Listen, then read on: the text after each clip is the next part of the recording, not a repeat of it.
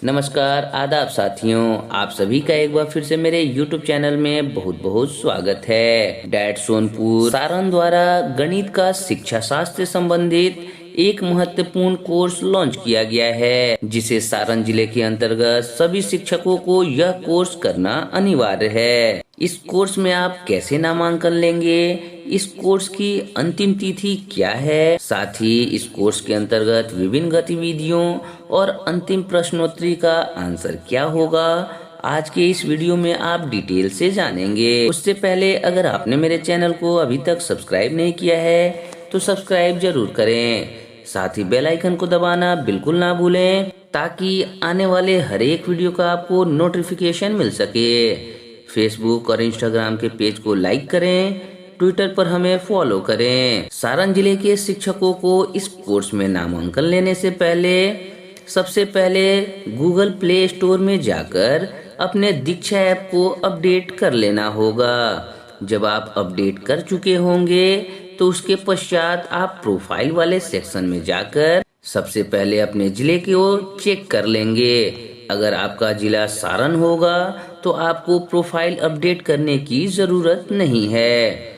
उसके पश्चात आप दिए हुए लिंक पर क्लिक करके इस कोर्स में जुड़ सकते हैं, या फिर आप BR_DIET_सोनपुर_CPD लिखकर सर्च कर सकते हैं। इसके पश्चात आप इस कोर्स में नामांकन ले लेंगे। ध्यान रखेंगे, इस कोर्स में नामांकन लेने की अंतिम तिथि 20 फरवरी है।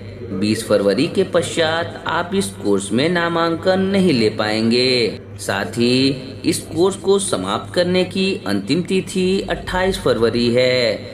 इसलिए 28 फरवरी के पहले यथासंभव आप अपने कोर्स को कंप्लीट कर लेंगे। यह कोर्स हिंदी माध्यम में दिया हुआ है। इस कोर्स को करने के पश्चात आप छात्रों के जीवन में गणित के विविध उपयोगों को देखते हुए उनके बीच सीखने की रुचि को बढ़ा सकते हैं। इसलिए प्राथमिक स्तर पर इस विषय के आनंददायी अध्ययन की ओर छात्र छात्राओं को आकर्षित करने के लिए शिक्षण अधिगम प्रक्रियाओं में सुधार लाना आवश्यक है। आप इस कोर्स में इससे संबंधित भली भांति सीख सकते हैं। ध्यान रखेंगे, इस कोर्स में कुल 6 गतिविधियां दी हुई हैं।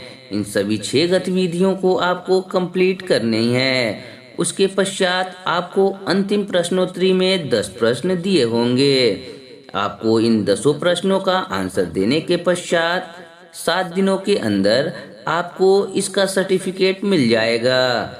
यह कोर्स 3 से 4 घंटे का है, इसलिए यथासंभव एक एक कंटेंट को आप पढ़ते चलेंगे। किसी भी कंटेंट को आप स्किप करके या फिर जल्दी जल्दी इसे कंप्लीट कदापि ना करें। तो चलिए आज के इस वीडियो में अंतिम प्रश्नोत्तरी में आए सभी 10 प्रश्नों का सटीक आंसर जानने का प्रयास करते हैं। ध्यान रखेंगे, मैंने जो भी आंसर आपको बताए हैं वो मेमोरी बेस्ड हैं।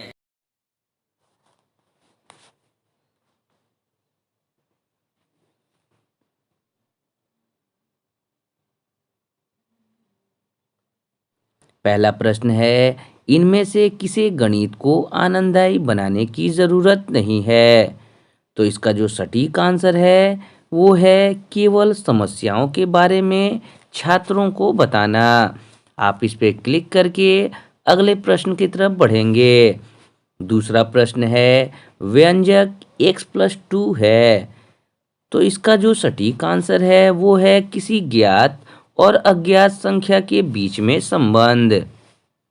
आप इस पे क्लिक करके आगे की तरफ बढ़ेंगे।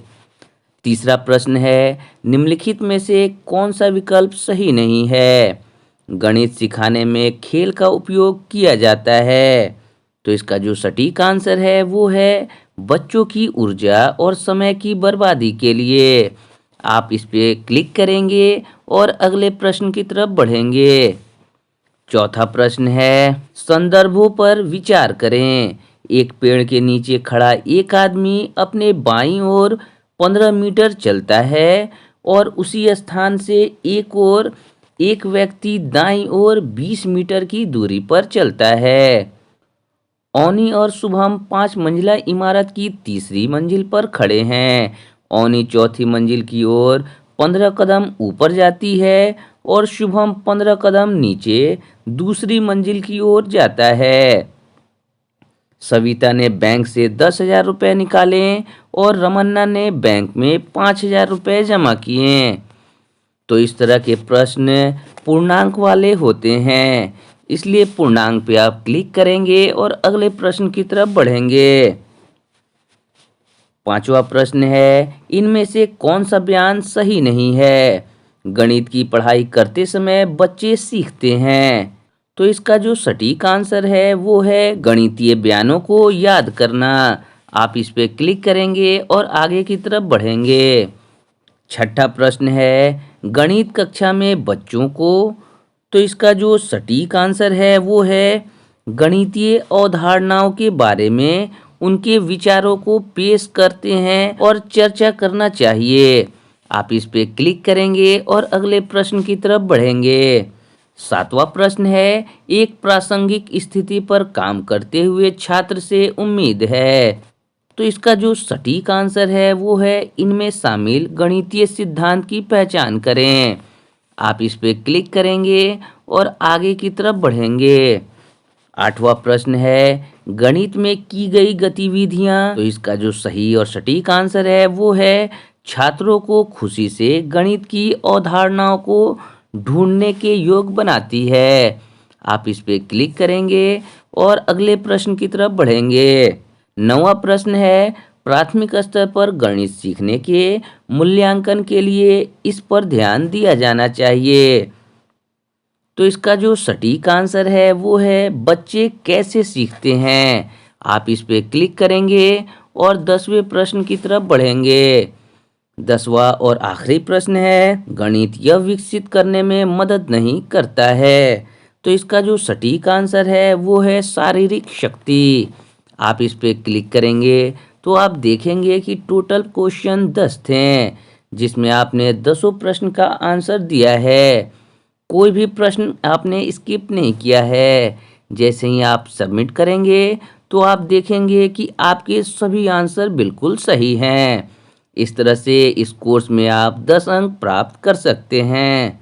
ध्यान रखेंगे, मैंने जो भी आंसर बताया है उसके ऑप्शंस आपके क्वेश्चन में भिन्न हो सकते हैं, इसलिए मेरे द्वारा बताए गए सभी आंसर को आप पेन डाउन कर लें। उसके बाद ही आप आंसर देने की कोशिश करें।